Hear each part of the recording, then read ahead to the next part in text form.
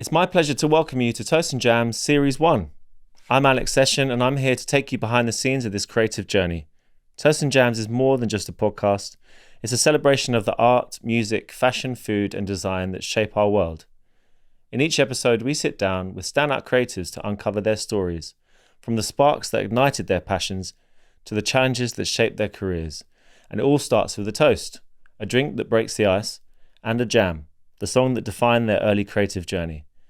Join us as we dive deep into the creative process, tap into nostalgia, and discover what drives some of the most inspiring minds in the industry. Whether you're commuting, unwinding, or looking for inspiration, Toast and Jams is here to bring you closer to the heart of creativity. We hope you enjoy.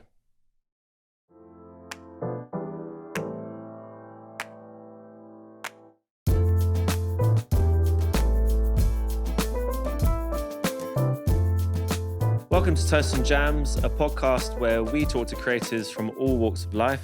Today we welcome Matt Robson-Scott, a North London DJ, producer and father, one half of the Gorgon City duo that enjoy world tours, selling out the world's biggest stages and chart success. Welcome, Matt. Hello. Thanks for having me. No problem. Good to see you. So we like to invite guests and bring on a drink of their choice.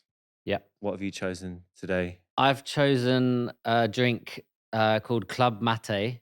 Yeah. And it's something that I tried years ago in Berlin. They have it in a lot of bars and clubs there. Yeah.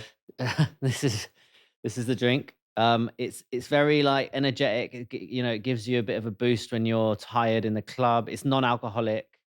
It's definitely like a little bit like Red Bull, but it's sort of less sort of artificial tasting. Comes from the mate drink that they drink in Argentina, which is a big it's like That's a herb, right? yeah, it's kind of like tea, but I don't really know. It's a similar plant to Like tea, an I think. energy herb. And yeah, everyone in Argentina drinks out of their mate cups. Yeah. But this is like a sort of fizzy European version, You and try some. yeah, it gives you energy. So let's give it a go. Cheers. Cheers, salud.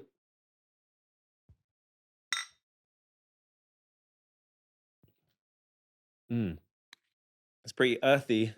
It's interesting. yeah, it's quite an acquired taste. I think when I first Yeah. tried it, I wasn't too sure about it, and I thought it was alcoholic, because everyone was drinking it. I think I was in Berlin at I don't know if I was at a club when I first tried it. I think I was at a bar, and people were just drinking it Yeah. in a bar. So I assumed it was alcoholic. So did I. I can't Yeah. remember how it tasted because I had it in the only time I had it was in Berghain. And Yeah, in a nightclub. But I think I I can't tried it remember, before I and I went to thought it was Berghain. booze. I saw it before we went to Berghain. I remember I was in Berlin. We went to Berghain that week and then had it again there. But I yeah, had it before that, like in a sort of bar cafe because it thing. looks like beer as well. Yeah, and everything in Berlin is in glass bottles. Like, their beers are in That's glass good. bottles. They don't use cans. They don't use plastic Plastic. bottles at all. So everything's glass, which is great. And then yeah, it sort of tastes delicious out of the glass bottle. So yeah. Yeah, I- everything tastes better out of glass bottle. Yeah, and I've noticed that a lot of DJs tend to drink it because it gives you energy and it keeps you up, Yeah, and it's not too jittery like Red Bull. yeah, fair enough. We also like to ask guests to name a tune that was really influential in their kind of creative life. And we like the best kind of period for that, I think, is teenage years. Yeah, So, what tune have you picked today to talk about? I've picked a tune that really sort of definitely changed the way I sort of thought about dance music, and it's Papua New Guinea by Future Sounds of London. I heard the tune. God, I think I must have heard it. It might have been on TV or something, on Top of the Pop, not on Top of the Pops, but like it was on like a dance. Well, so when do you think? How old were you when To you be first honest, I heard don't it? know when I heard it. It was so it came out. It came out in 1991, but I think I must have heard it on like probably on a mixtape or something, not on telly. I don't know. I can't remember when I first heard it, but just the way it sounds and the way, because before that I was really into kind of like hip hop, and then earlier before that I was into like more punk and grunge and like listening to Nirvana and skateboarding, and I hadn't really got into dance music yet. And then my friends who live around the corner from me, they had decks, but they were just mixing like hip hop and sort of old school breaks and like scratching and that kind of stuff. I hadn't really been exposed to like proper underground dance music. Nothing too ravey yet, basically. Yeah, I mean, I'd heard like, pop dance, like, stuff in the charts at the time, but I think I hadn't really discovered proper like underground stuff. Yeah. So then I heard that tune and it sounded so otherworldly and sort of so different to everything else I'd listened to. It just made me really intrigued in that kind of music. It's a very emotive, deep electronic. It's labeled as hardcore, but it's kind of like hard to call it hardcore because it doesn't feel like that. But yeah, that's the scene it came from. Yeah, it's sort of like old school hardcore, the beginnings of jungle and that kind of stuff. And it did sound to me.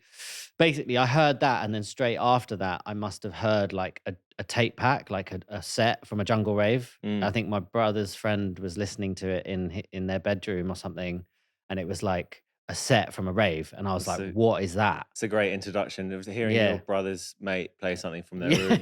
I could hear something, and then I remember asking. It was Armick who like had this tape, and Armick is an old mate, old school friend of ours. Yeah, and I think I must have asked him like what it was, like what was it called, and I think he must have said drum and bass, but it was it was kind of jungle drum and bass, and in that era.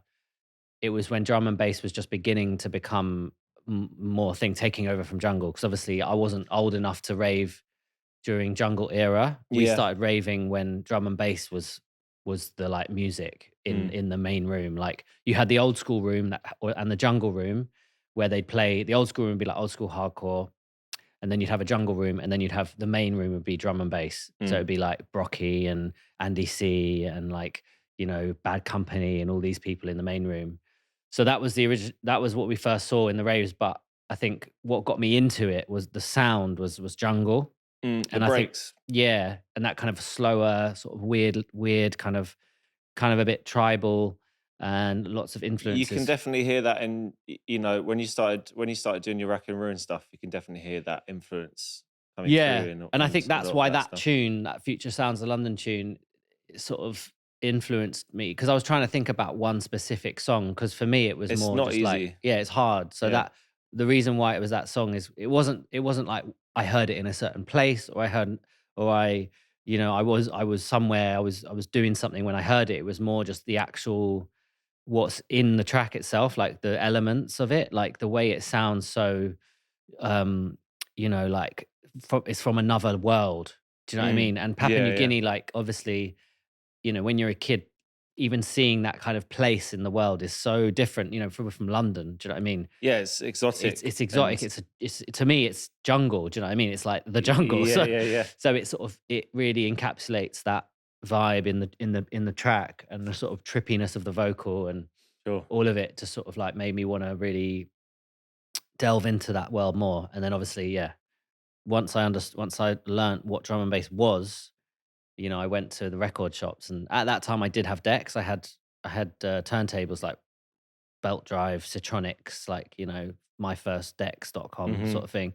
And then I only had hip hop records then. But then when I found out what drum and bass was, into like hip hop DJing in terms of like turntablism and stuff like that. Yeah, because that's what DJing was then. I mean, in our world, that was the exciting. That was the not the glamorous, but the kind of like the showy, like impressive as a teenage boy. Like you seeing someone juggling on decks, it's like, whoa, what are they doing? They're looping something. Yeah, it's like it was a skill to learn, to try and master. I was rubbish at scratching. I could just about do it, and like I remember. Back then, if you didn't have Technics, like scratching was kind of really quite difficult. You could just about mix really on cams or whatever they were. Like so I had Citronic PD1s. They're purple. Yeah. They're like completely crap decks. But it's what I learned on. But like they were actually direct drive. I correct myself. They weren't belt drive, but they were just really crap direct drives. Yeah. So you couldn't really scratch them. Obviously, the needle would just jump too much, so you couldn't really scratch them. So when I realized that, like, that drum and bass, that dance music wasn't about scratching, it was about mixing. Yeah. That's when I sort of started to think, wait a second, like that sounds more like what you can do that with the setup you've got. With the setup I got, and also it just made me more excited about the whole thing for some reason. I don't know why. I just sort of, I think it was the music. Do you know what I mean?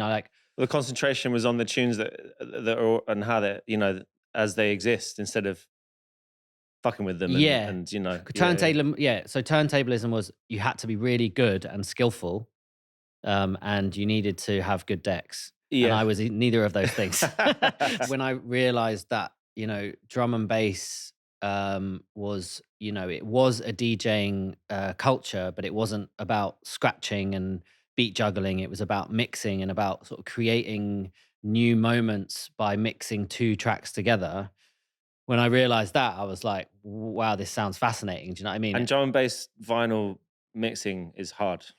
It's hard, but it's funny. At the time, I was like, yeah, drum and bass is the most difficult thing to mix. Like, you got to be so on point and precise, and you do.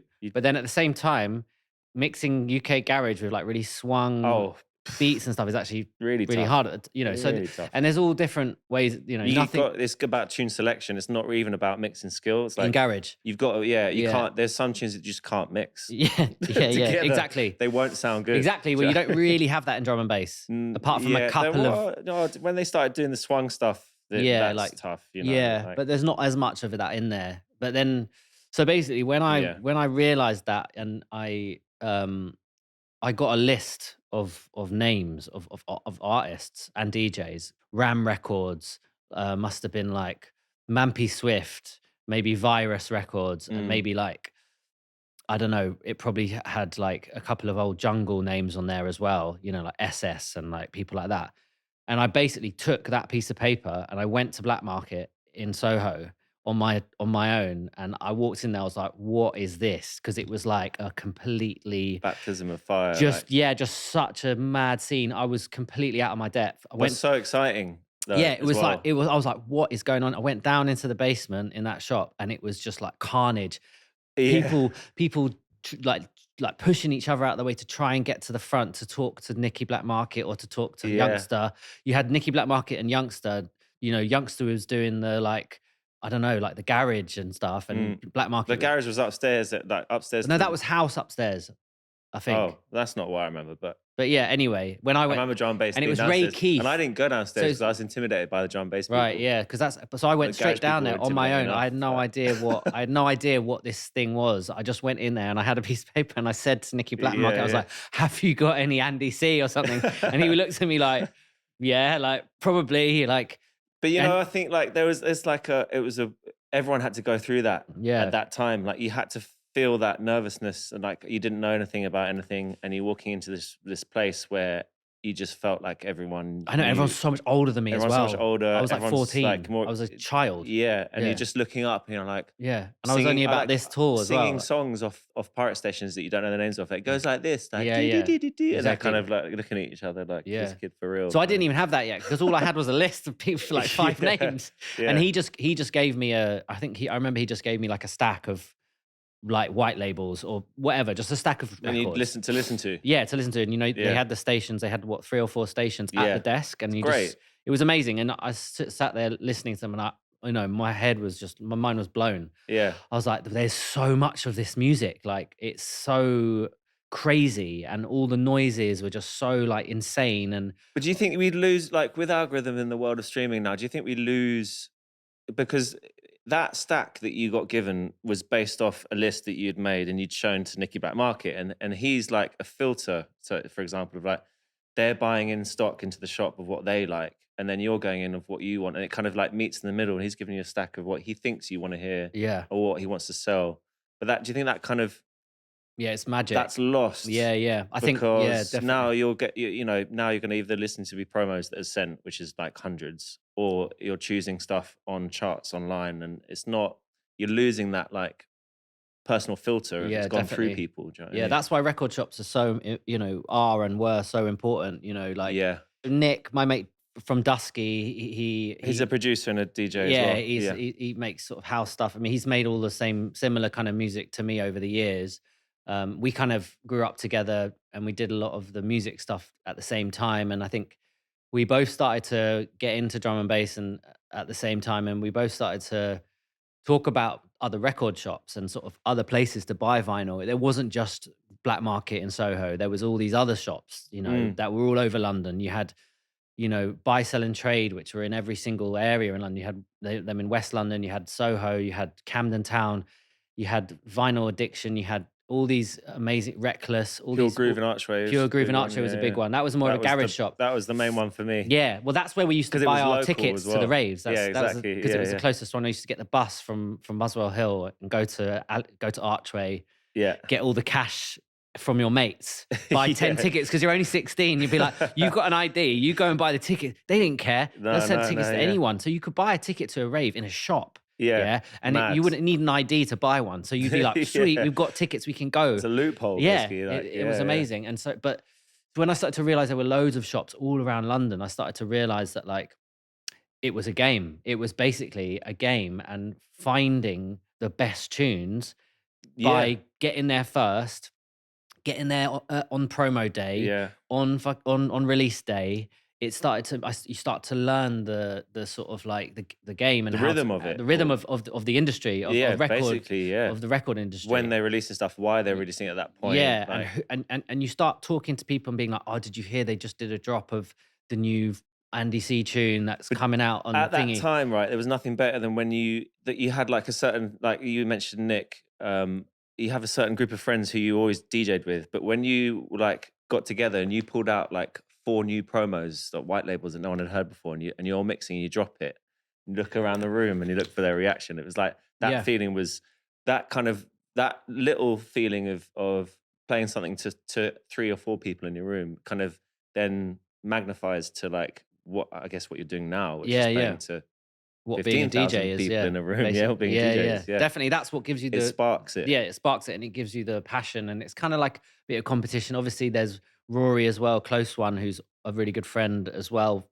He had a mad record collection. Yeah, still does. Yeah, but he was the one with all these crazy old school hardcore records because his dad worked in music. He was an A&R, so he had all these crazy sort of compilation records that were obviously sort of major label versions of all this underground music that we were getting into. But it was kind of a lot of it was pre what we were doing. You know what I mean? It was old school hardcore, happy hardcore, sort of like hard dance and stuff like that, and obviously lots of garage. And it was like having him was a big thing as well. He had awful decks as well. Like he had like the worst decks out of all of us.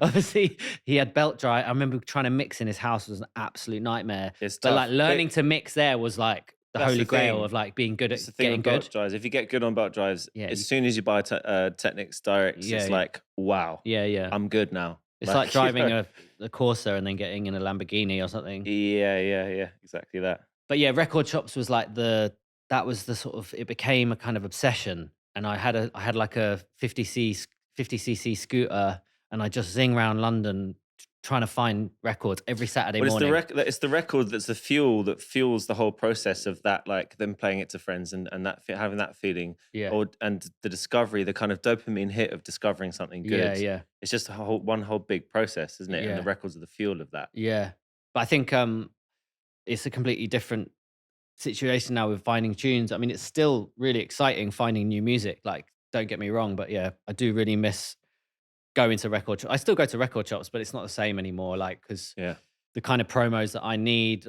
they're not on vinyl really, and like, it's just tougher, and there's hardly any shops left. And things like Black Market were such institutions, and they felt so important. And the scene was so based around dubplate culture. Like, you'd go and see the big DJs play these tunes for months, and you wouldn't be able to find them. No one would know who they were by, what they were called even, really. Like, you'd hear them on pirate radio and at the raves, and then you'd be like, oh my God. And then you go into a shop, you're like, oh my God, it's that tune. Yeah. And then you see that feeling was amazing. Yeah, and then you see the record, and it's by someone big. Most of the time they were by someone big, like it was Bad Company or DJ Fresh or like, Mampy Swift. It was like, those were the people that were making the tunes, but you never knew it until it dropped. Yeah.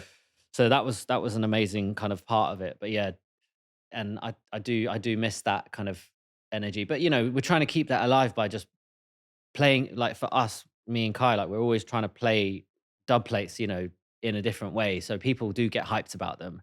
But obviously it's just all online now. And it's like people talk about it on Instagram and like TikTok, and like people talk about new tunes. It still like exists. That. It's just different. Morphed into a different and thing. it's no better or worse. It's just back then it was a lot more kind of like mysterious, and it was a lot more Yeah. like it was a lot more elitist as well. That was one thing. It was very cliquey. Well, Like, that's it. I mean, you know, there's that feeling of being nervous in a record store because it's cliquey. yeah, People yeah. looked down on you if you didn't have a clue, you Yeah, know. especially if you were a kid as well. I felt so small and Yeah.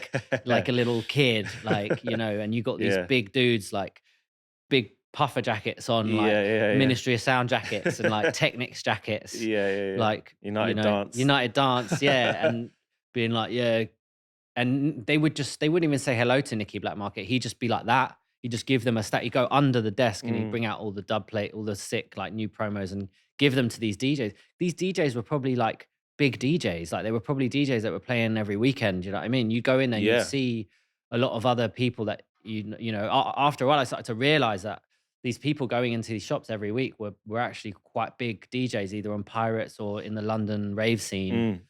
and you're there just like, I want to be a DJ. Do you know what I mean? It was a mad time, but yeah, it was great.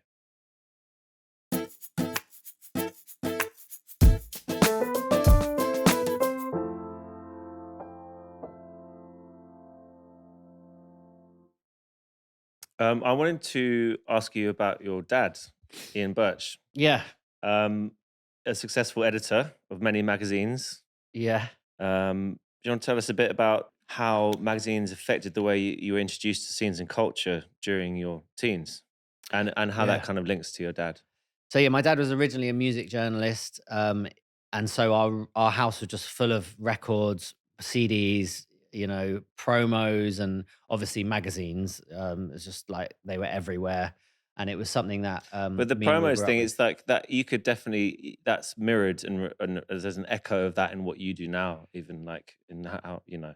Yeah, for sure. And I think he, but yeah, but back then, I think, you know, especially for someone from my dad's generation, magazines were the way into popular culture. Like, you know, they weren't represented on the TV, they weren't represented on the No. radio. Really, it was like youth culture was like found and discovered through magazines. Really, Mm. and now we have, you know, the internet. But like, so I definitely was introduced to a lot of the culture that I got into through magazines, and because of the companies that my dad worked for, it meant that we could say to him, "Oh, Dad, can you bring back the new Mix Mag?" Like, and he'll be like, "Yeah." Can you bring back the new Kerrang or whatever it was that like we were Yeah. into at the time? I think before I got into dance music, he used to bring back Kerrang, and it would have like, you know, Offspring on the front cover, and that got me excited. Do you know what I mean? It was like Yeah. that was the introduction to a lot of the culture that me and my brother got into. So yeah, he, and also just the records, like the vinyl, like the sheer amount of vinyl that my dad has in the house is just Mm. like, you know, insane, and all these insane old original presses of Pink Floyd albums, Michael Jackson, you know, Mm. Rolling Stones, like, and then you got all the like punk, and then all the blues, and then all the like Yeah. reggae, and like there's just, you know, it's just like it's like an encyclopedia. My So dad, a big influence, you could definitely say. massive. Yeah, like I Yeah. don't think I would have got so into music if it wasn't for my dad. I don't think so. Like obviously Yeah. he doesn't play instruments, but like just the sort of sheer volume of music that like was in the house and was always being played, and definitely got me You're kind hooked. of immersed in it. Yeah, definitely. And I think once I started producing, I started to sort of realize how important it was, and how sampling, you know, I could literally go downstairs to my dad's like living room and have a pick of like any record from any genre, from any era, and sample it. And That's I'd a take it upstairs, and nice yeah, library to have, yeah, it basically. was insane. I Yeah, was yeah, so yeah. lucky to have that. I didn't use it enough, and I still don't. You know, I should be at his house every week finding new samples, because you know, sampling is such an amazing way of making music, like Yeah, in our world. And I don't, it opens doors. I always feel like Yeah, now, especially, like I don't do it enough. Do you know what I mean? Like you spend so long on a synthesizer or just like with some like I samples in agree. your computer. You don't sit there digging and sampling stuff like Yeah, people did in back in the 90s, with like all the old school stuff, like even that Future Sounds of London tune that I was talking about, like that. it's made up of It's samples. samples, Yeah, and yeah, you yeah. know, Even the bass line. exactly. So Prodigy, you know, Basement Jacks, like Groove Armada, all these amazing acts, Yeah, like it's all samples, and it's such amazing, unique sounding music. You it's can't, like it's Daft Punk are a good example of people who can make a sample sound like it's not. Like for yeah, so long, there were songs that they'd made that I thought, oh, they've just made this, you know. yeah, yeah. And it's like, no, none of it's like, even the synth line is a sample. And I'm like, but they play synths, they can do it, but they sample so well, Yeah. it just makes you think it's them. Definitely. And it's the same with Prodigy and Chemical Brothers and people like that. Prodigy. And talk about someone like king of sampling. Yeah. We're just putting samples together, like Liam Howlett is up there for sure. to create new songs out of just little snippets of random records. Like, it's such a difficult thing to do, and it's such a time consuming thing to do that, hardly, I don't know, I feel like not that many producers even really do it anymore. Like, it's a little bit lost because there's a lot of stuff that's in the box and presets are so easy online, to kind of, like, people use sample packs, but that's not sampling. That's just using someone else's sounds. You're not actually digging into a record collection and finding old songs. I mean, that's how people get their sound, right? Is that if you take time to build up a sample library, even if it's just snares, kicks, whatever it might be, or hits or whatever, or actual, loops from stuff. But if you do that over a space of time, your ear is, tuned to what you like. Yeah. And you're picking out samples and you're putting together a library. And over time, you're going to amass a sound, that you're going to dip into and use to create tunes with. Yeah, that is lost because people are just like, I'm going to buy this synth. I'm going to buy this sample pack that it's all online. 500 other people have bought. I know. And using Splice and stuff like that, using online services, and it has made making music so quick and so amazing and so sort of accessible. But it's definitely something that I need to get back into and really start digging again. I think me and Kai always say it, like, we need to find some old cool samples. It's funny because a lot of our tunes that we've made, the elements that make the track sound interesting in a lot of the tracks are actually old weird samples from some, tape pack, or like from a rave or it might be from online, but it's like those natural organic sounds are the ones that make your tune it's like stand a out. sprinkling of like organic matter. It's nice, magical stuff. Yeah, without that, it just sounds like a sort of digital tune that's been made on a computer. Yeah. If you add organic layers, it just makes a massive difference. So yeah. So just going back to you with, listening, going through your dad's records when you were younger, and reading magazines and stuff like that. Was there a point where you knew what you wanted to do, or was it kind of natural evolution and progression? Was there like a moment of like, actually, I do want to DJ and I do want to make music, or was it kind of like, did it evolve? Yeah, it's I don't really know. I think I remember a moment where I had my decks in my room and I had all these records, and I remember thinking, I don't even need to go out anymore, like, because all I want to do is mix. Yeah. And I think I had this moment where I think a couple of my friends were going out somewhere, or they were going to a house party, or they were going to chill at someone's yard, and like, smoke some weed and, get drunk or whatever. Yeah. And I'm not saying I didn't do that, but I'm saying that when I thought to myself, it doesn't matter if I don't go because I can just mix at home. Yeah. And that's when my brain sort of clocked that actually, like, this is something that I really love, and it's something that I'm passionate enough about to basically not care about anything else. Yeah. So I think that was a moment. I think I must have been about 16 or 15 or something when I started. 15 probably, when I sort of. I think it wasn't like I want to be a DJ and I want to be a professional DJ and I want to, like, that's going to be my career at all. It was nothing to do with career. Yeah. It was just like a hobby. Sure. That I loved enough to not care about anything else. So yeah, and no one's forcing you to do it. You're choosing to spend 5 hours in your bedroom, and it was wicked. And like my mum, for some reason, my mum and dad didn't stop me from blaring ridiculous drum and bass all day. And like, obviously, they'd get to a point at night where it gets to, like, I don't know, 10 p.m., 10:30 p.m. where my dad would be like, "You've got to turn it down now because I've got to go to bed. I've got to go to work in the morning."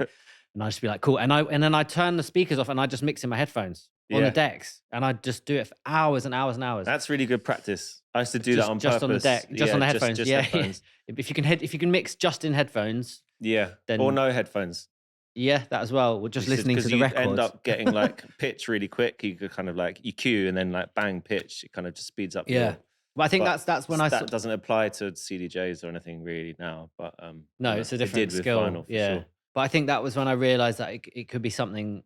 I wasn't conscious about it. It was just literally that was the that was the sort of, in my head, that was all that was going on, was that it didn't matter if I wasn't going to this house party because I can just stay in a mix. Yeah. And also, like, when your kids, like, in London, going out late at night, you end up getting into trouble. Things go a bit weird. There's a lot of madness that happens when you're out and about. And I think I remember thinking, I don't need to go out and like get into trouble. I could just stay in a mix. And Mm.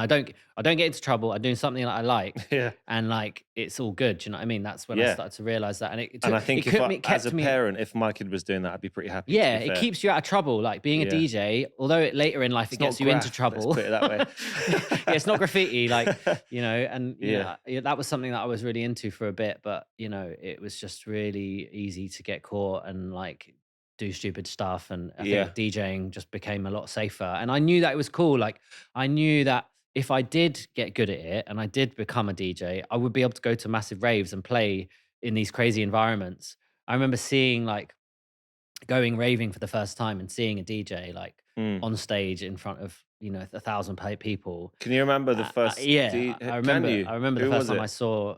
Well, the first time I where saw a was it? drum and bass DJ. Yeah. Yeah, right, I think it was. okay. I think it was Nicky Black Market. Yeah. I think I saw that was when I first thought that looks sick. That looks Yeah. fucking fun. Yeah. Being the yeah. guy up there, with a torch in his mouth, like Yeah. trying to find the records, smashing it, playing Yeah. mad tunes with an MC on stage, like. Yeah. I was like, that looks amazing. It 100%. wasn't like I wasn't like I'm gonna do that. I'm gonna be a And professional everyone DJ. in the room having fun to it as well. Yeah, you know just what I mean? losing their Like, minds, yeah, man. yeah. Escaping reality. Like nothing matters when you're in a rave. Do you know what I mean? All that matters is the tunes and the sound system and the people Yeah. around you. Like nothing else matters. For those 6 hours that you're in there, the whole world just vanishes, and that's what Mm. raving is all about. And bringing people together as well. Like there are loads of cultures that you experience growing up in a city like London that do bring cultures together, but I hadn't seen anything like a rave before. Mm. You had skateboarding and even things like graffiti and stuff like that. They obviously bring different people together because Yeah, you're on but the it's street. Also, skateboarding, it's kind of like it's not an event, one thing No, where everyone goes to, yeah. a large number of people. It's like It's just a few crews together. a few crews, you Yeah. bump into people at spots, blah, blah, blah. Yeah. We'll talk about skateboarding Yeah. in a bit more, but But yeah, yeah. I definitely it's like I had a moment where I loved DJ. I realized I loved it enough to not care, and then from then it was like it's all I thought about from then until now. And now I'm 38, so it's been 23 years or something of just all I think about is drums, bass, hi-hats. Well, you it's know. working. It's Yeah, working. yeah. So something that I am aware of, and that we kind of all as a group of friends partook in, is skateboarding. Yeah. And I wanted to ask you, like, how much influence skateboarding had on you, like, kind of maybe creatively, and also like music interest, fashion interest, and friends around your teenage years and that kind of formative, creative time. Yeah, it was definitely sort of just before I got into DJing. I was super into skateboarding. It's all I cared about, probably from the age of like, I don't know, like 12 to 15, 16. Yeah. I was definitely, I think when I was sort of 14, 15 was when I was like really into it, really could do tricks that I was actually like proud of. Mm. But yeah, it was definitely, that was the reason that was the way I met lots of people in my local area around Alexandra Palace. Like there was a couple of little skate parks around there that we used to skate in. Because skateboarding, even like if you compare it to a culture of music, it had even a bigger barrier to entry than music and DJing did, because music and DJing was like around, and there were record shops you could visit and you could learn stuff from magazines. But skating was really, it was more niche. It was more niche. You just had to meet people out. Yeah. And it was the way of, you could tell by someone's shoes, basically. Like you go to the park, and if someone had shoes with a bit of like scuff here, you knew that they skateboarded. Or the brand even. Yeah. They were wearing like DC shoes or Airwalk Etnies or stuffs something. and Vans, yeah. And I think that's how I met loads of people that I'm still friends with now. And it's funny, like I was saying with Nick from Dusky, like we sort of skated together a lot, and then we got into DJing together. It was like all of the things that we did in our local area. But the way I actually met him was pretty much through skateboarding. And then like my brother's mates all skated. We'd all go out to South Bank and go to PlayStation Skate Park and all these spots all around London, and just meeting people through that was really cool. And I think that's how we got into other things as well, like things like music, and watching skate videos was a massive way of finding new music back then. That's like how we heard all these crazy, really eclectic. Yeah, Really you'd hear Iron Maiden, and then you'd hear like Rakim, and then you'd hear Wu-Tang, and then you'd hear like some crazy like old like funk tune. Like it was all very like eclectic. But it was American. A lot of it was American. It was American culture. Obviously, we had our like Blueprint and Panic and that kind of stuff was the UK stuff, but generally the stuff we were watching was from California, like or New York or whatever.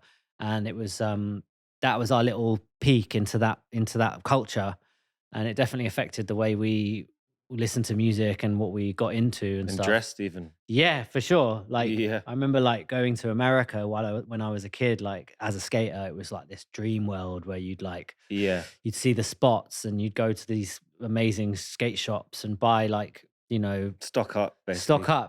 Come back home and like everyone's like, where'd you get that? Like, but yeah, skateboarding was a massive part of growing up, and it definitely got me into. If it wasn't for skating, I probably wouldn't have met most of the people I'm still friends with, which is quite interesting. And also I probably wouldn't even really, maybe not even got into like actual DJing. I don't know. Who knows? Yeah, who knows? Who knows? Very influential. Definitely. Yeah, skating was like the sort of like catalyst for all the culture that I'm into.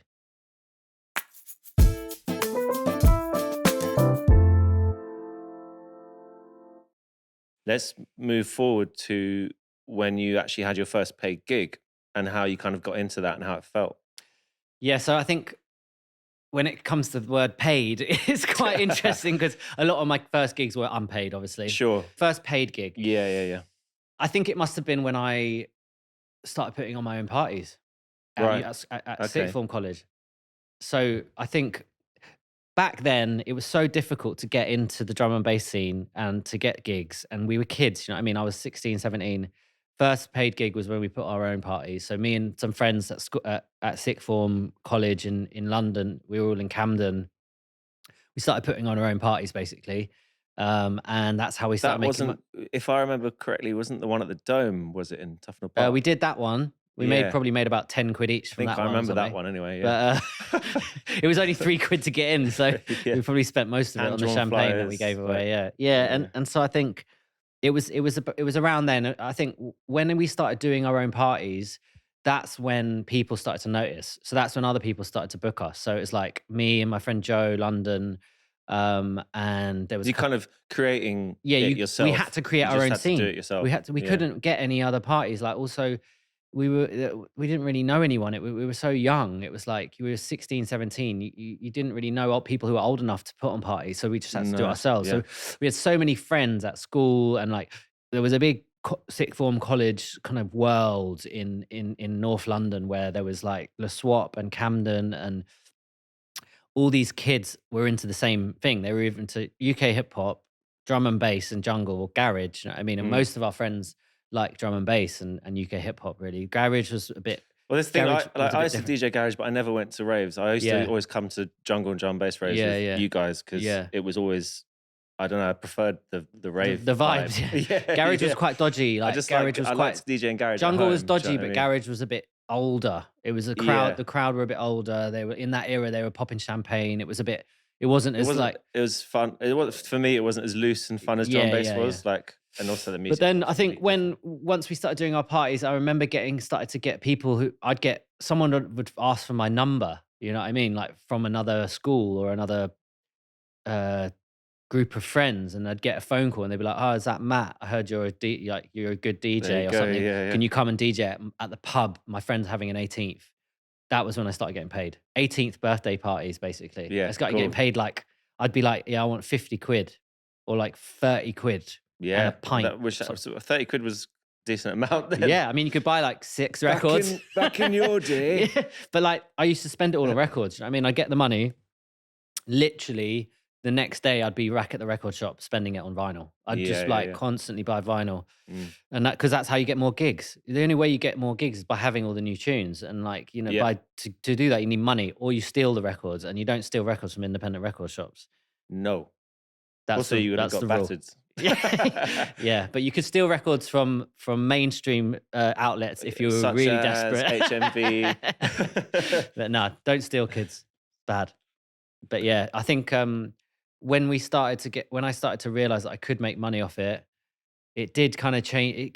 Give me another boost of kind of like energy to like try harder and start getting into production. So in terms of the evolution, it's like, okay, hold on a minute. This has now gone from this is being fun in the bedroom, and it's it's something I'm really passionate about. To actually, you can make money from it. Yeah. But then, and- and then obviously the production stuff was going on at the same time. So when I started to, the sort of ethos was that you make a big tune, that's how you get booked for big raves. That's what it was like. So yeah, so like that's why we had to make our own raves, because none of us made tunes that were good enough to get assigned to labels. So we couldn't get those gigs yet. In the meantime, I was making tunes, on my mum's laptop, trying to learn how to do it. And then, sending these crap demos to like in the post to Ram Records and, Full Cycle and Bristol, and trying to get signed to these labels. Obviously the music was not nearly good enough, but I was so desperate. You got to try. Yeah. And like that was basically how I started trying to get into the production world and trying to get signed, So yeah, but then we started making all types of music. And then that was the beginning of the production journey. Do you know what I mean? It sort of led it, because a lot of people nowadays will start producing and then start DJing.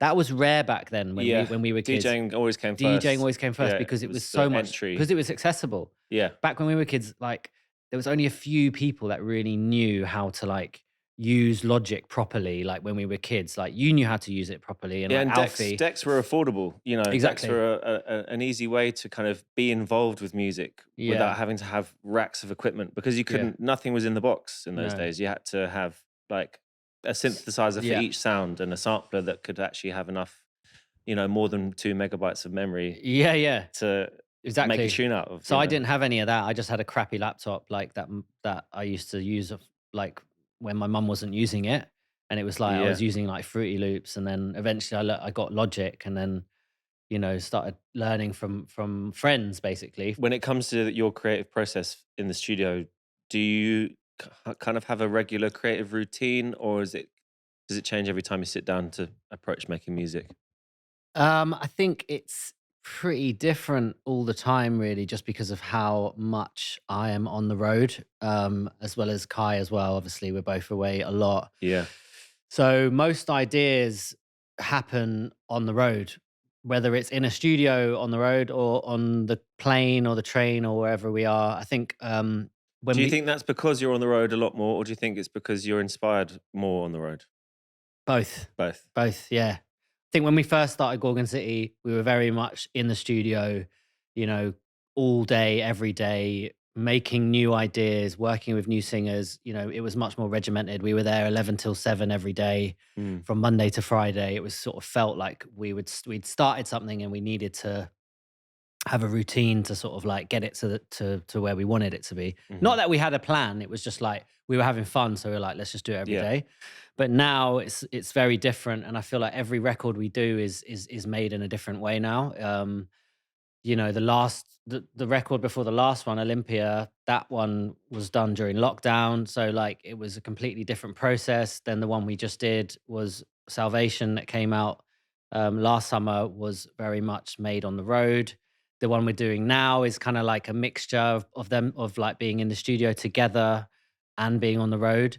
So I feel like it all just depends on our circumstance. But yeah, but before it was definitely us two in the studio coming up with new ideas like every day. Yeah.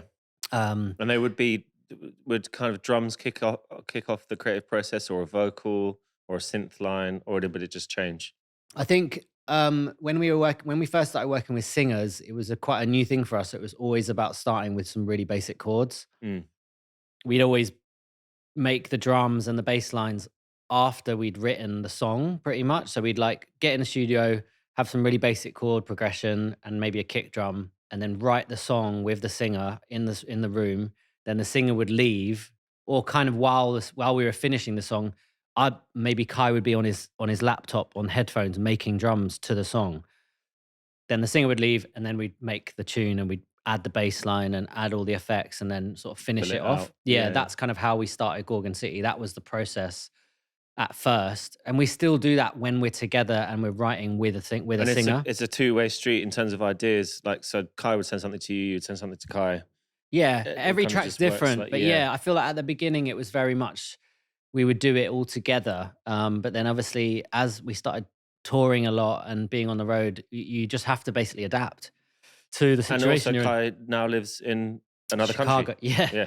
So it sort of all started, the sort of like transatlantic kind of production process happened obviously during COVID, really, when Kai was living in Chicago, I was in London, and we were forced to not see each other basically. Because before that, even though he was living in Chicago, just before that, we were always together on the road. So whether we were in America or Europe or Australia, we'd find studios and just work together and just get stuff moving. Do you know what I mean? But during COVID, we were forced to do it separately. And I think since then, we've been working separately, finishing tracks more than we were before. But just because, to be honest, it's actually really quite a quick way of doing stuff. Like we might make a few ideas together for a week in the studio, then go away separately and finish them separately. And like you end up getting like twice as much done. So it's a good way of doing things. And then obviously, like if Kai works on a track that I'm like, oh, maybe you should change the bass line. Maybe we should, or, I might open up the project and do it, and then he'll see it. We use Dropbox, and it's a really easy way to do it. Yeah. So yeah, it's sort of A shared desktop, essentially. Yeah, exactly. Yeah. Shared projects. But I feel like it's all about being able to adapt. I think like if you want to be an act that can tour as much as we do and release as much music as we do, you have to be able to produce on the road. Otherwise, you just won't be able to make the music. You won't be able to finish stuff. And I think that's how some people suffer if they tour too much. Their music will suffer because they can't make music on the road. And that's what I was like before I got forced to be able to do it. Because I found it really hard. It's the death of a lot of bands as well. It's like, a band releases an album, it does well, they tour to death, and then they're just like, we're not going to make any new music. Because they can't, because they've lost the vibe as well. Yeah. And so I think sticking with that, would you say, what's your kind of personal preference? Would you much rather live in the studio making music, or would you much rather tour? Or is it just, do you lean to one or the other? I feel like I couldn't do one without the other now that I'm still able to tour. I think when I'm older, I'll probably feel different. I mean, I don't know how I feel when I'm older, but the sort of like the energy that you get from the shows, from the crowd, from like the reactions of the tracks, that's the energy that you need to kind of get you back in the studio and continue to make more and to keep creating. I think without that, making club music is quite difficult to just sit in your studio the whole time making bangers and never playing them out yourself or never they feed each other. Never. You need to be able to experience the energy from the crowd through the track. It's sort of like, and that's the amazing thing about being a touring DJ is that you can test stuff out while it's not before it's finished. So you can make a tune on the way to the gig and like it sounds sick on the plane, then you play it out and it sounds amazing and you're like, oh my God, let's finish this one and put it out. You basically can't do one well without the other one. Exactly. So I think, if I was making music maybe for other people or I was producing music that wasn't so clubby, like I might feel differently. And maybe that's something that I'll get more into again when I'm like, when I stop if and when I stop touring. I mean, but like, I feel like now I need both. Yeah, fair enough. Yeah. Sticking with touring, you've probably visited quite a few places. Hard to remember all of them, I can imagine. But if you could try and focus in on your favorite location or favorite gig experience to date so far, what would that be? Yeah, it's hard.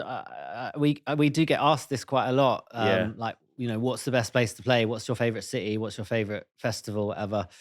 And just maybe on a personal note. On a personal, for me, like Glastonbury is obviously like the daddy of all festivals and all kind of like creative spaces. It's just a magical place. So playing at Glastonbury, being at Glastonbury is obviously the sort of like the pinnacle of enjoyment. Is sort of like, dopamine and endorphins are just like flowing out of everyone when they're in that place, and it's just this incredible energy. Also, going there yourself many, many times, Yeah, it's just you relate it. It means a lot more. It means a lot. So yeah, Glastonbury is obviously a massive high point in anyone's career as well. If you're playing a big show, like if you smash Glastonbury, it's a big thing. 100%. People talk about it. And yeah, I think that, and obviously Coachella is another one, which it's a massive date in our diary that we've done a few times. Obviously, that's an interesting comparison between the two. They're both very They're different. both very different. They're both very different, but they're both now, they're both sort of as important as each other when it comes to sort of global recognition. What's the vibe like at Coachella? It's very different to Glastonbury. It's a very clean festival, but it sort of feels very much more about the actual music, whereas Glastonbury is more about the experience and about the madness and all the different stages and all the different areas and all the madness you can get into. Whereas Coachella is more about like, did you see Kanye? Did you see whoever? Do you know what I mean? Did you, that's... It's a hit list. It's more about the sets and about the kind of lineup, whereas Glastonbury isn't really. You don't really care who's playing at Glastonbury, you go anyway. You wonder. Yeah. You just like, you might look, pick a couple. Someone's over there, do you know what I mean? And Coachella's like, make it. Coachella's like, oh my God, like Kanye's starting now, let's go. But yeah. Let's go and see Chemical Brothers, they're on now. It's like... And when I think of Coachella, visually I picture like AstroTurf and little mini picket fences where you can't leave with a drink. Yeah, you can't drink in the main festival, so that is a massive difference. Obviously, you walk... Glastonbury is. I remember the first time... complete opposite. It's mud and drink anywhere and everything else everywhere you like. You go to Glastonbury, and you look at that main stage. There's 200,000 people, and every single person has got a drink in their hand. Everyone's got a cider or a beer or a cocktail. You go to Coachella, and no one has a drink in their hand. It's weird. Like, it is weird. As a British person going there for the first time, I was like, how do you not do this? Like, obviously, I need a beer. Like, I'm watching music. Like, I need a cider. Like, they're like, what's cider? You know what I mean? It's completely different, but it is amazing. I have to say, to play there is an amazing experience every time. I imagine it's really well produced.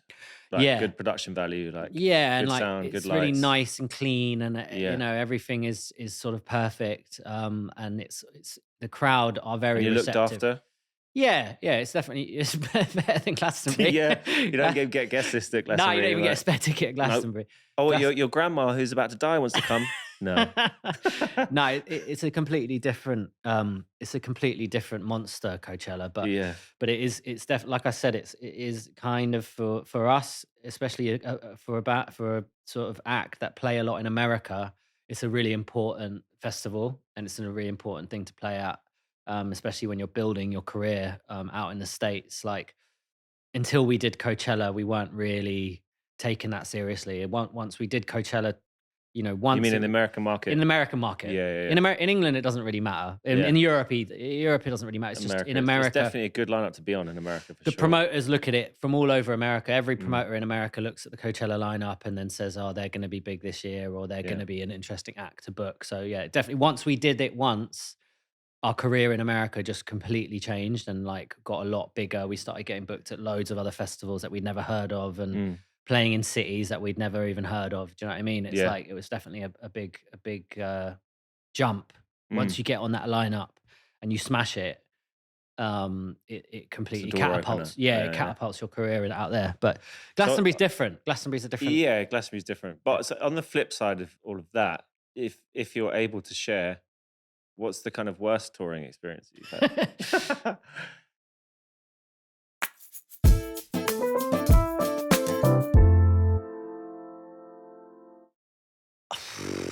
God, there's been so many, but like, do you mean like more recent, like since I've been in Gorgon City? I would say since you're established. Yeah, because obviously before you become established, it's just all carnage. All of that. It's all bad. No, I'd say since you've been established and you've kind of, you've made a name for yourself, you're an established act.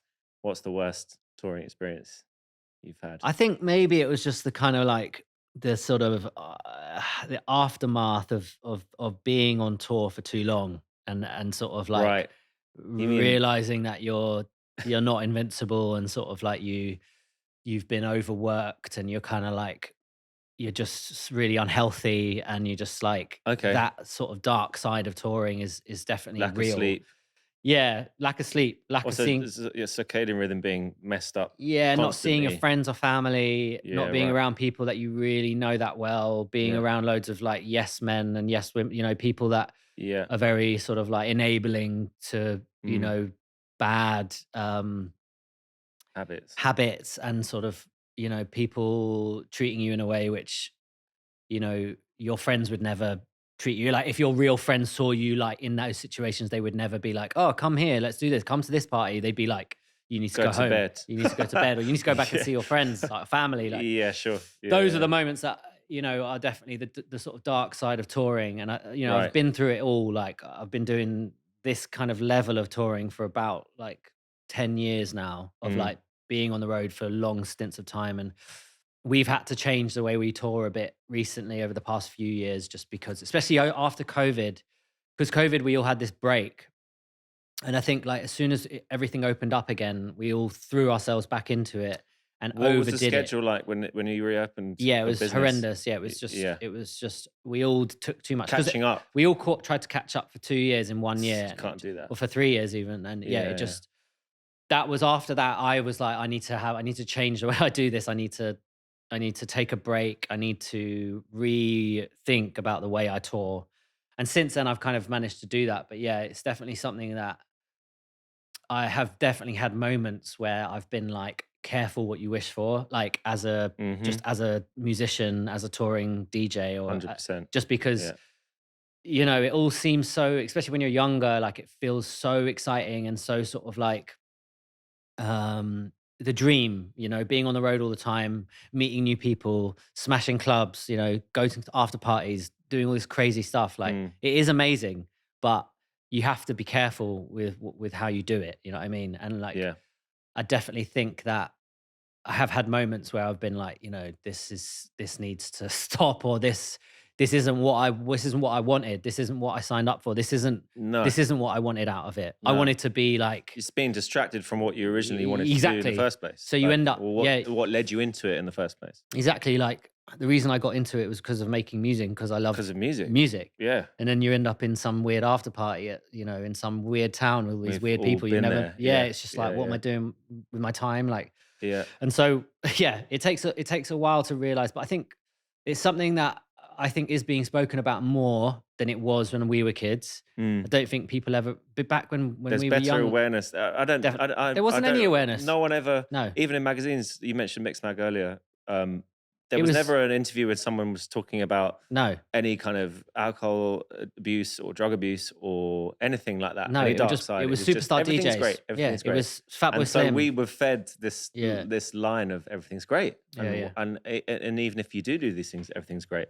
Which we've all come to realize it's not necessarily the case. Yeah, and I think it's really good that people are talking about it more now. And I think the sort of new generation coming through, who I have good relationships with, new artists coming through who are on our record label and are in their early 20s, and they definitely seem a lot more conscious and savvy about all that stuff than we were. That's really good. It's really good, and it's definitely And something. you're able to also share. with them. Yeah, and we all try to, like, but I do definitely think, that's one really positive thing about things like social media and sort of just awareness about mental health and sort of like, alcohol and drugs. It's like young people are a lot more aware of the dangers and the sort of like, the addiction and stuff like that. It's They like, definitely seem to be.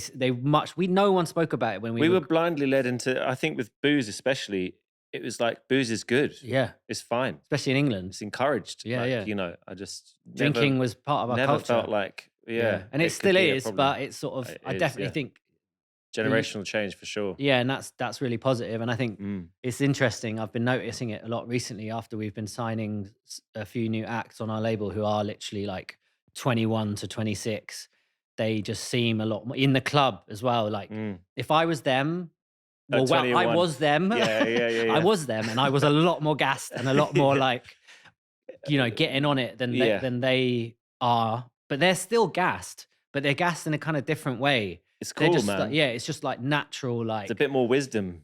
Yeah, and I bit think more that wisdom. comes, and that, like I said, like that's definitely a good thing about social media and the sort of the internet. Just Yeah. about there's more awareness about everything, and Yeah. people can talk about That's it. the positive side of the And of the there's internet. platforms to talk about stuff about this. You know what I mean?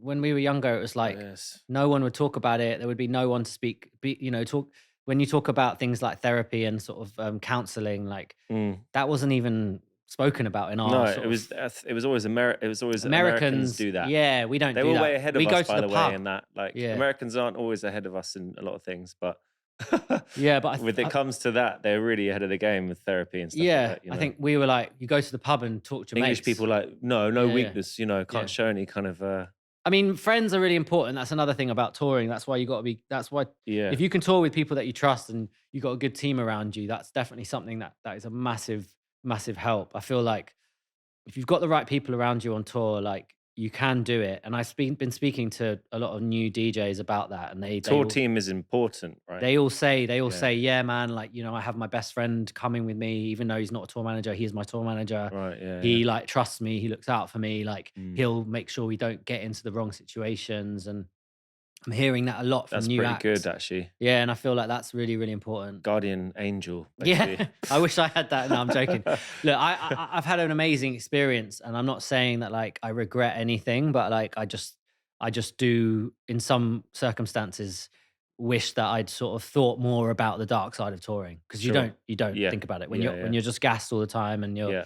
you're working really hard. And obviously, me and Kai, when we first got into the Gorgon City thing, like it was very full on Mm. at first, especially those first few years. It was like major label. It was interviews every day. It was flying around the world doing promo, doing Mm. like all this crazy stuff. And that's what they do. Major labels, they throw you straight in. Do you know what I mean? And Yeah. that's something that we You experience. you are a product for them. Yeah. And they work you to They the work bone. Do you you know what I hard. mean? Yeah. Yeah. And like it's something that it was so exciting. But when you're young, you don't care. You don't think about that. You don't think about the future ever. And that's No. the thing we never did, Yeah. Yeah. ever. We never Mm. thought about what we'd be doing in 5 years' time. People would ask us that, especially because a lot of people love asking young people where they see themselves in the future. Young people go, what? Yeah, and that's the thing. When Tomorrow, you're maybe. the last thing you want to think about when you're young is what's going to happen in the future. Like, Yeah. and Yeah. I still feel that still feel about that now. Like, obviously, I'm older, but it's like you don't want to, especially when you're making music. It's so like of the now. You don't want to think. You don't even want to think about what tune you'll be making in a month. You want to like just do No, it because now. also that doesn't age you. Yeah. As an artist, as a creative person, thinking about what you're going to make in 5 years doesn't help you at all. No. It's got to just be the next thing. It's like you can't think like that. Yeah. You know? Exactly. Can't plan how your style might change or what or environment or anything like that. Yeah. So yeah, it doesn't serve you as a creative person to think about your Yeah. future like that. So yeah, talking about you and Kai's like working relationship that's now spanned 13 years, I think. Yeah. Pretty much. Yeah. Yeah. How's that? What's been the secret, do you think, to that lasting so long? It's a good long time. A lot of people don't Yeah. last that long. Yeah, I know. I mean, we never thought we'd be making music together for this long. I think like when we first started, we just did it as a fun sort of random collaboration. We both. I remember I think the first couple of tunes you guys made. Yeah. I Yeah. was really into them. Yeah. Yeah. It's Yeah. like, It was just a bit of fun. It was just yeah. because I think back then as well, a lot of producers were collabing. There was a lot of like little projects that people were doing. I remember like Red Light was doing one with Toddler T, and like there was a lot of people in that world. The Like genres were crossing a bit more at that time. it was sort of bass music was like this yeah. melting pot of like dubstep, electro, house. You had all these acts that were doing stuff together. And I think me and Kai were just literally doing something like that at the time, and then it just carried on. But I think we've always had a good relationship in the studio, just because I think we just don't argue too much. We make sure nothing gets too like personal.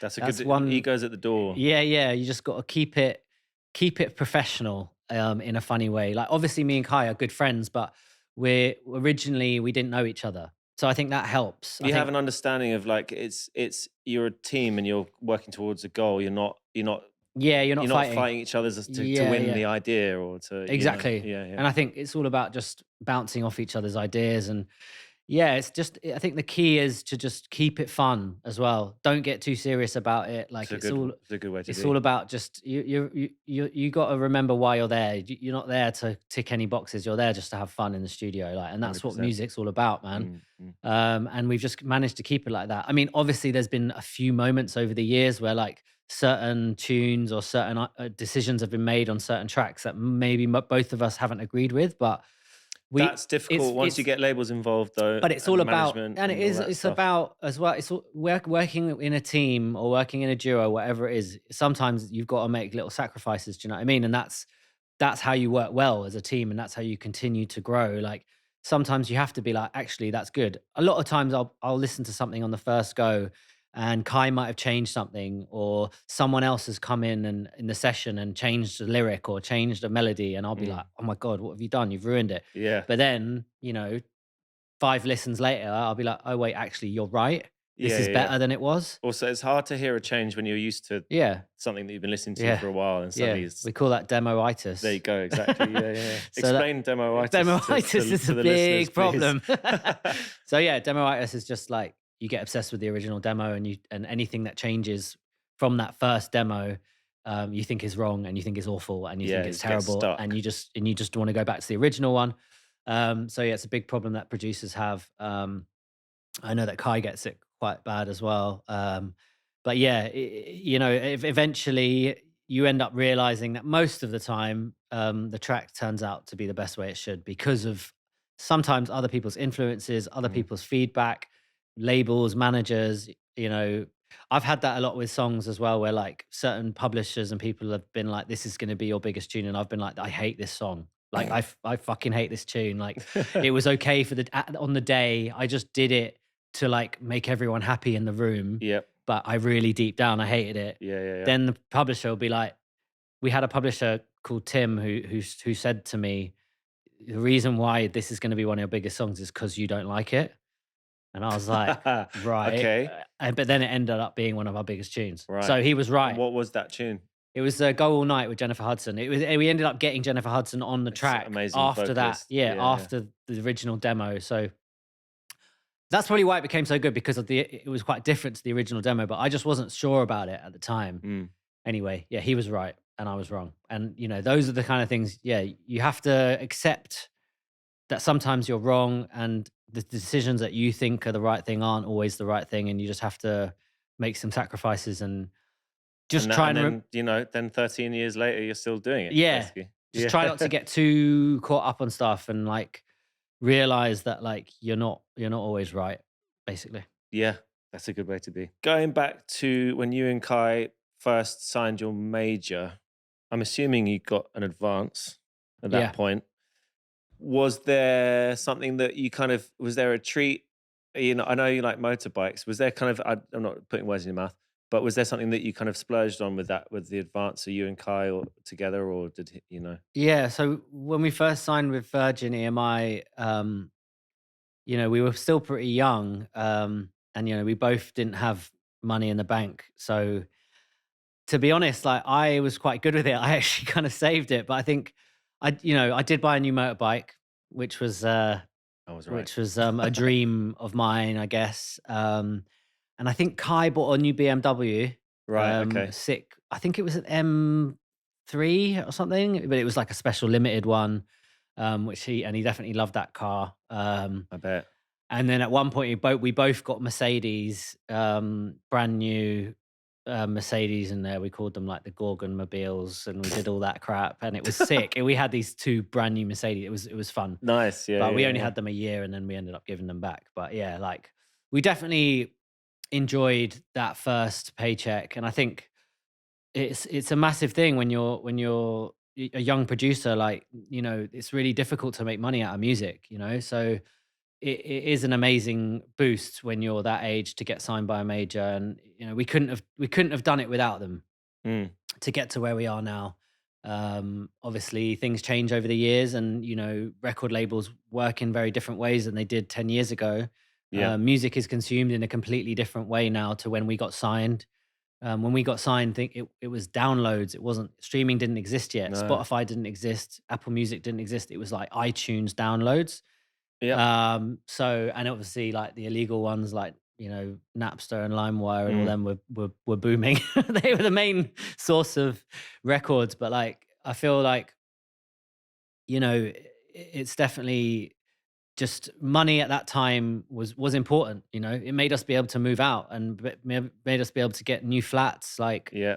and live outside of our parents' houses, and like be able to do stuff in London. Like, when you're young, like, London's expensive, man. Do you know what I mean? Yeah. Just even going out on a night out is like difficult when you're broke. Being a DJ is essentially self-employed. You're sort of like, you never know when the next paycheck's coming in. Yeah, you're living very hand to mouth. Yeah, and so having that as a kind of background of essentially working life gives you that sort of like, I don't know, wariness of spending, and sort of like, because you never really know how long you're going to have this job for, or how it's going to go. Anything. What the next year will be like compared to the last Especially year. now, especially with music, especially nowadays, things come and go so quick. Artists are big one year and then you never hear about them again afterwards. It's like, to have longevity in this game is not easy. And that's why I think you've done really well with that. And as a dance music act, I think in the modern day, it's tough to really thanks for that. Have that kind of longevity. Yeah, we never thought that it would happen. Do you know what I mean? We suddenly were 10 years down the line from our first album, and we're still.